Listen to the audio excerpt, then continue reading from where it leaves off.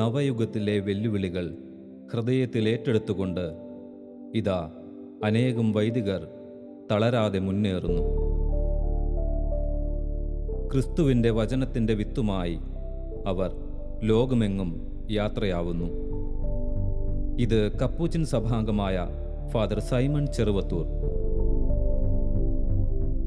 ദൈവരാജ്യത്തിനു വേണ്ടി തൻ്റെ ജീവിതം മാറ്റിവച്ചതിനെക്കുറിച്ചും ഖത്തർ എന്ന രാജ്യത്തെ തൻ്റെ നിരവധി വർഷത്തെ ഇടവക അജപാലനത്തെക്കുറിച്ചും ദൈവവിളിയുടെ ആഴങ്ങളെക്കുറിച്ചും സൈമൺ അച്ഛൻ നമ്മോട് പങ്കുവയ്ക്കുന്നു.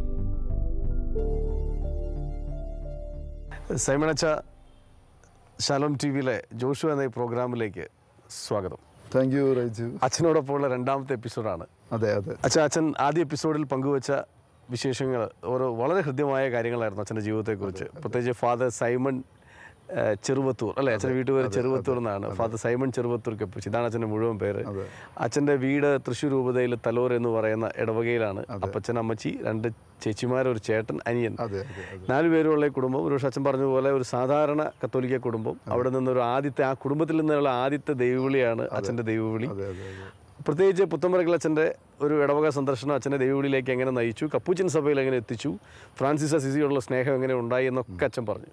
ആ എപ്പിസോഡിൻ്റെ ഏറ്റവും അവസാനം അച്ഛൻ പറഞ്ഞു നിർത്തിയ മനോഹരമായ ഒരു കാര്യം, അച്ഛൻ എങ്ങനെയുള്ള വൈദികനാവണമെന്നാണ് മറ്റുള്ളവർ പറഞ്ഞ് കേൾക്കാൻ അച്ഛൻ ഇഷ്ടമെന്ന് ചോദിച്ചപ്പോൾ ചെറുപ്പക്കാരോടൊപ്പം നിൽക്കുന്ന ഒരു വൈദികനാവണമെന്ന് കേൾക്കാനാണെന്നാണ് അച്ഛൻ പറഞ്ഞത്. ഏറെ സന്തോഷം അച്ഛൻ അത് കേൾക്കുമ്പോൾ. തീർച്ചയായിട്ടും ചെറുപ്പക്കാരുടെ ഒപ്പമുള്ള ചില അനുഭവങ്ങളിലേക്ക് നമുക്ക് പോകണം. പക്ഷെ അതിന് മുമ്പ് ആ എപ്പിസോഡിൻ്റെ ആ ഒരു അവസാന ഭാഗത്ത് നമ്മൾ പറഞ്ഞു വെച്ചത് അച്ഛൻ്റെ ഖത്തറിൽ 6 വർഷം ദോഹയിലുണ്ടായിരുന്ന ചില അനുഭവങ്ങളാണ്. അച്ഛൻ തീർച്ചയായിട്ടും ഒരു സിറോ മലബാർ പള്ളിയുടെ ചാർജായിരുന്നു. അതിൻ്റെ ചില വിശേഷങ്ങൾ അച്ഛൻ പറഞ്ഞു. എങ്കിലും അവിടുത്തെ മറ്റു ചില കാര്യങ്ങൾ കൂടി അച്ഛൻ ആഡ് ചെയ്യാനുണ്ടോ, പറയാനുണ്ടോ? തീർച്ചയായിട്ടും. ഞങ്ങൾ സിറോ മലബാറിൻ്റെ പള്ളി എന്ന് പറഞ്ഞാലും ഞങ്ങൾ അച്ഛന്മാർ താമസിച്ചിരുന്നത് ഞങ്ങളുടെ ഒരു ആശ്രമത്തിലാണ്. അവിടെ എല്ലാ സഭയിലുള്ള അച്ഛന്മാരും ഉണ്ടായിരുന്നു. എന്ന് പറഞ്ഞാൽ ഓർത്തഡോക്സ്, ജാക്കോബൈറ്റ്, CSI, മാർത്തോമ, ഇവരെല്ലാവരും കൂടി ഒരു സമൂഹമാണ് ഞങ്ങൾക്കുള്ളത്. ഞങ്ങൾ കപ്പൂച്ചിൻ വൈദികർക്ക് വേണ്ടിയിട്ട് സെപ്പറേറ്റ് ഒരു ഹൗസ് ഉണ്ട്. ആ ഹൗസിൽ ഫിലിപ്പൈൻസ്, തമിഴ്നാട്ടിൽ നിന്ന്, USA എന്നുള്ള അച്ഛന്മാരുണ്ടായിരുന്നു. പിന്നെ വ്യത്യസ്തമായ രാജ്യങ്ങളിൽ നിന്നുള്ള വൈദികർ ഒരുമിച്ചാണ് കപ്പൂച്ചിൻസ് തന്നെ. അതല്ലാതെ വേറൊരു കമ്മ്യൂണിറ്റി എന്ന് പറയുന്നത് വ്യത്യസ്തമായ റീത്തിലുള്ള അച്ഛന്മാരായിരുന്നു. ഒറ്റ കോമ്പൗണ്ടിലാണ് ഈ പള്ളികളൊക്കെ ഇരിക്കുന്നത്. ജസ്റ്റ് വാക്കബിൾ ഡിസ്റ്റൻസ്, ഒരു മതിലിൻ്റെ അപ്പുറം ഇപ്പുറം.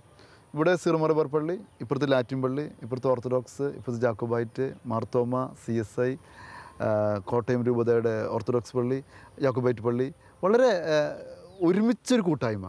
അത് വലിയൊരു അനുഭവമായിരുന്നു.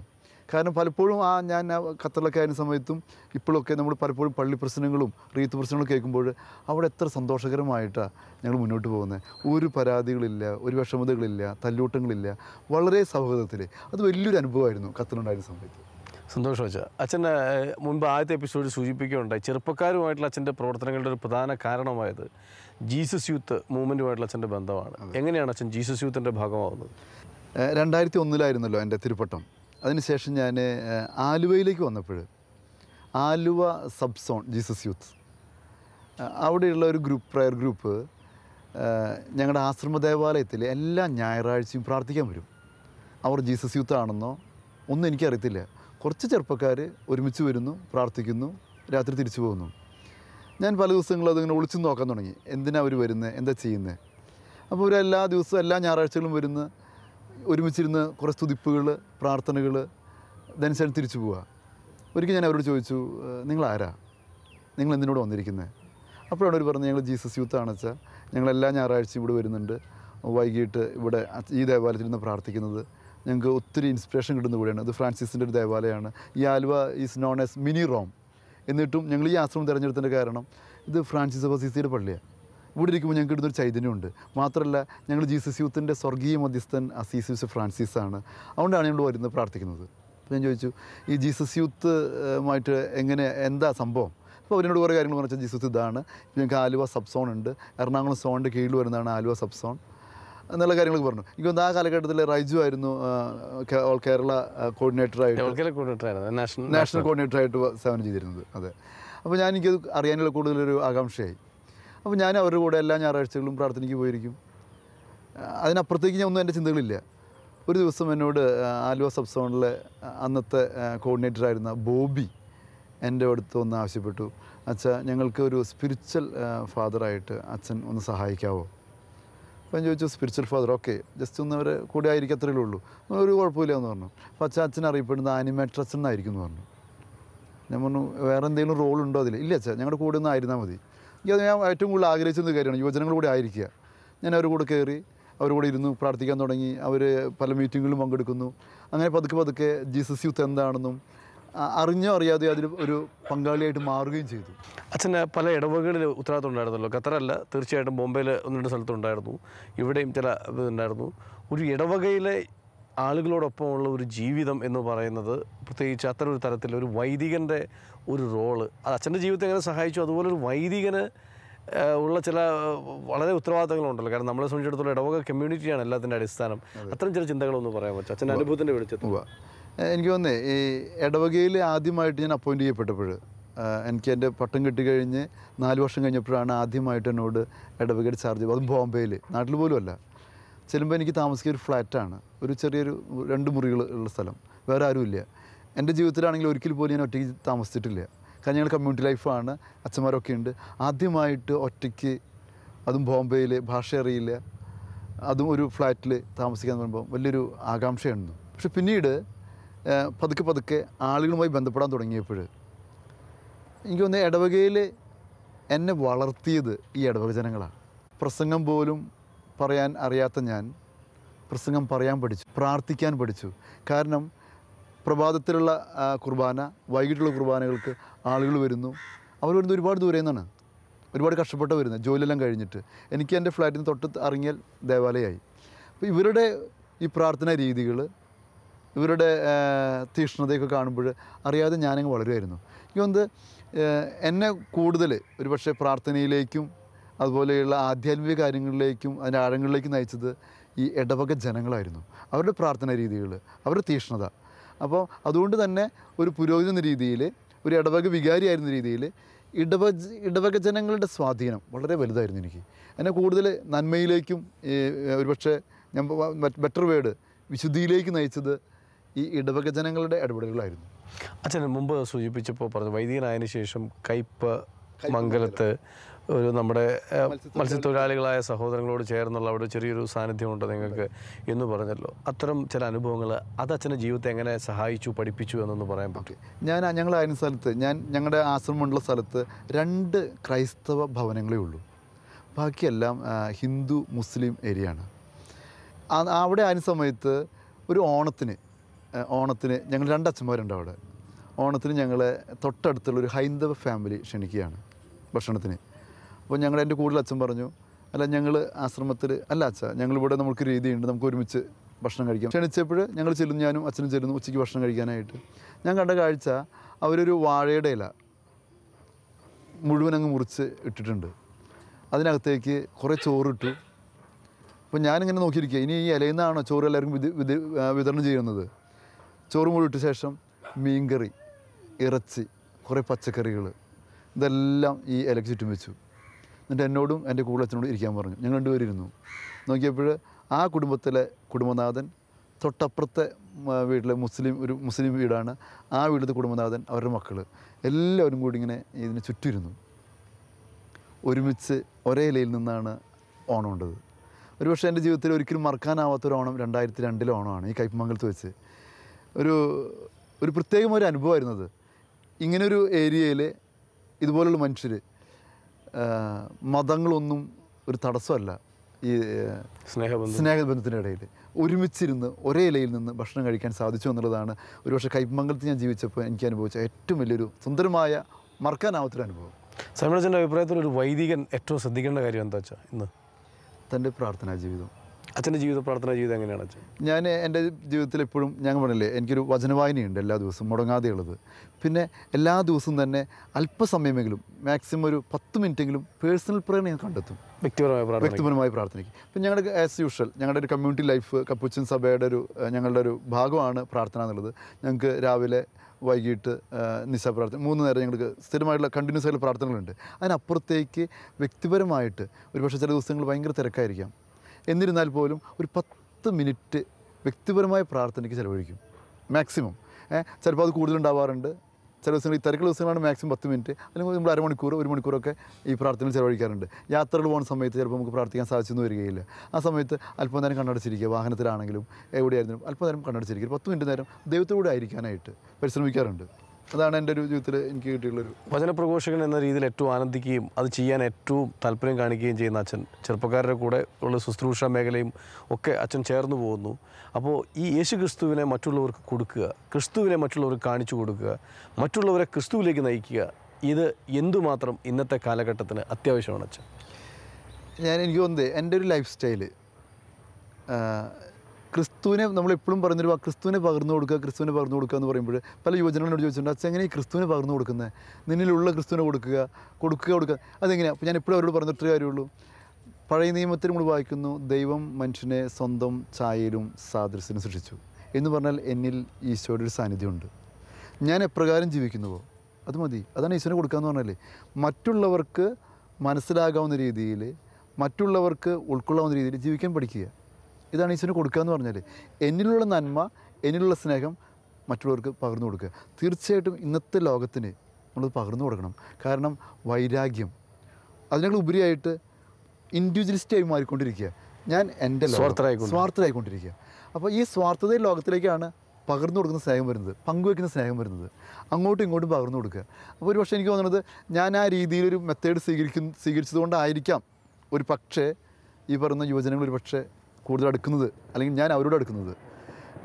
ഈ ലോകത്തിന് നമ്മുടെ ഒരു സ്നേഹ പങ്കുവെക്കൽ എപ്പോഴും അത്യാവശ്യമാണ്. ഈ സ്വാർത്ഥതയുടെ ലോകത്തിൽ നിന്ന് മാറി നിൽക്കണമെങ്കിൽ ഈ ഒരു പങ്കുവെക്കൽ അത്യാവശ്യമായിട്ട് എനിക്ക് തോന്നുന്നു. അച്ഛൻ പറയുമ്പോൾ തന്നെ ഒന്ന് വചനപ്രഘോഷണം അച്ഛൻ്റെ ഒരു കാര്യമാണ്, അച്ഛൻ്റെ ഒരു ശുശ്രൂഷ മേഖലയാണ്. മറ്റൊരു തരത്തിൽ അച്ഛൻ പറയുന്നു, ക്രിസ്തുവിനെ കൊടുക്കുക എന്ന് പറയുന്നത് ജീവിത ശൈലിയിലൂടെ, ജീവിക്കുന്നതിലൂടെ പങ്കുവയ്ക്കുക എന്ന് പറയുന്നത്.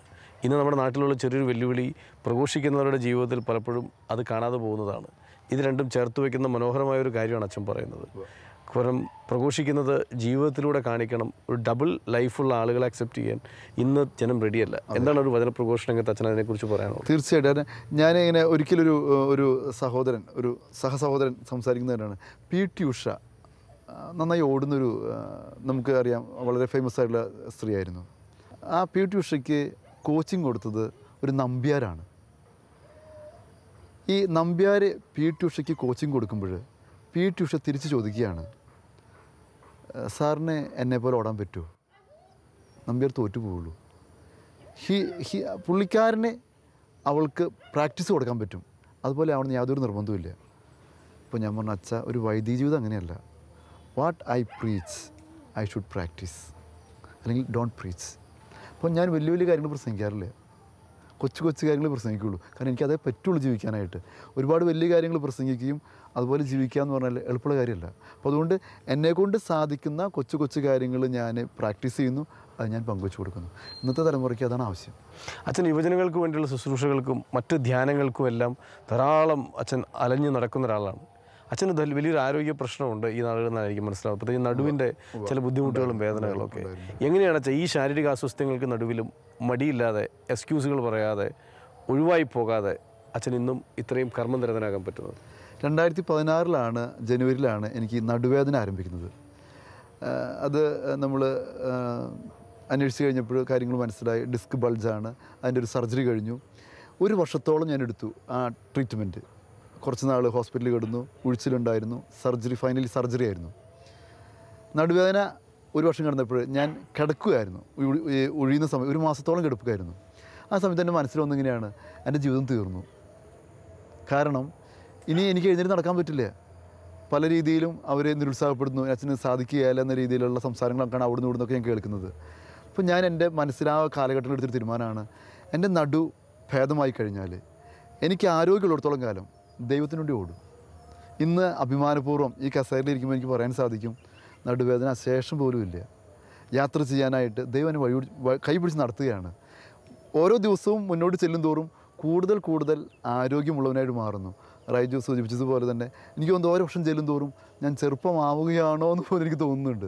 അത്രയും സന്തോഷകരമായിട്ട് മുന്നോട്ട് പോകാൻ സാധിക്കുന്നുണ്ട്. അപ്പോൾ ഈ ആരോഗ്യ പ്രശ്നം എന്നെ ഇതുവരെ അലട്ടിയിട്ടില്ല.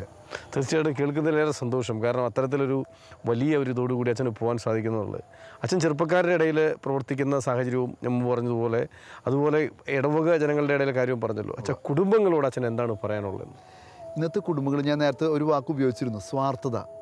എനിക്ക് എൻ്റേത്, അതിനപ്പുറത്തേക്കില്ല. ഒരുപക്ഷെ ഈ കുടുംബത്തിലിരിക്കുന്ന ആളുകൾക്ക് തൊട്ടപ്പുറത്തേക്കുന്ന കുടുംബത്തിലെ ആളുകളെ അറിയുകയില്ല. ഏറ്റവും വലിയ പരാജയമാണ് ജീവിതത്തിൻ്റെ, ഒരു കുടുംബജീവിതത്തിൻ്റെ ഏറ്റവും വലിയ പരാജയമാണ്. എനിക്ക് തോന്നുന്നു കുടുംബങ്ങൾ പുറത്തേക്ക് ഇറങ്ങണം. എൻ്റെ എന്നുള്ളത് നമ്മുടെ എന്നൊരു ചിന്ത വരണം. അതുകൊണ്ടാണല്ലോ ഇടവകയൊക്കെ ഒരു കുടുംബം എന്ന് വിളിക്കുന്നത്. ജീസസ് യൂത്ത് ഒരു കുടുംബമാണെന്ന് പറയുന്നതിൻ്റെ കാരണം ഇതൊക്കെയാണ്. നമ്മളൊന്നും സ്വാർത്ഥതയിലല്ല, സ്വാർത്ഥതയിൽ നിന്ന് പുറത്തിറങ്ങിയ വ്യക്തികളാണ്. അപ്പോൾ കുടുംബജീവിതം നയിക്കുന്നവർ പ്രത്യേകിച്ച്, എനിക്ക് എൻ്റെ ഭാര്യ, എൻ്റെ മക്കളിൽ നിന്നൊക്കെ നമ്മുടെ ഒരു കുടുംബം, നമ്മുടെ മക്കൾ, നമ്മുടെ ജീവിത പങ്കാളികൾ, നമ്മൾ എന്നൊരു ചിന്തയിലേക്ക് വരണമെന്ന് എനിക്ക് തോന്നുന്നത്. കുടുംബങ്ങളോട് പറയാനുള്ളതാണ് എനിക്കിപ്പോഴും, സ്വാർത്ഥത വെടിഞ്ഞ് സമൂഹത്തിലേക്ക് ഇറങ്ങിത്തിരിക്കുക, ഒറ്റ കുടുംബമായിട്ട് ജീവിക്കാനായിട്ട് സാധിക്കുക. അച്ഛൻ്റെ കുടുംബത്തിൽ നിന്നും അച്ഛൻ്റെ സാഹചര്യങ്ങളിൽ നിന്നുള്ള ആദ്യത്തെ ദൈവവിളിയാണ് അച്ഛൻ എന്ന് പറഞ്ഞു. അതെ, പൗരോഹിത്യത്തിലേക്കുള്ള ആദ്യത്തെ ദൈവവിളി. തീർച്ചയായിട്ടും കുടുംബജീവിതവും വലിയ ദൈവവിളി തന്നെയാണ്.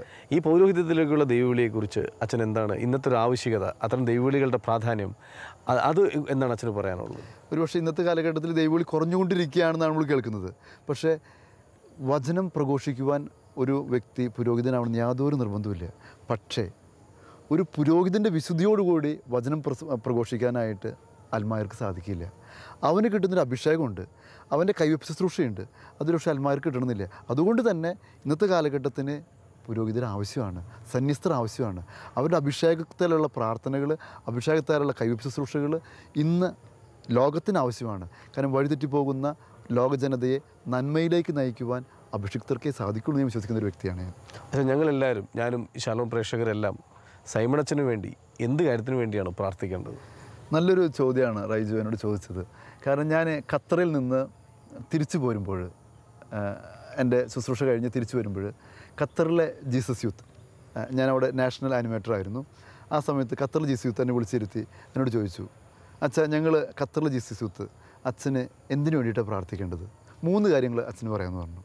ഞാൻ അന്ന് അവരോട് പറഞ്ഞത്, ഒന്നാമത്തെ കാര്യം എനിക്ക് വിശുദ്ധനാവണം, രണ്ടാമത്തെ കാര്യം എനിക്ക് വിശുദ്ധനാവണം, മൂന്നാമത്തെ കാര്യം എനിക്ക് വിശുദ്ധനാവണം.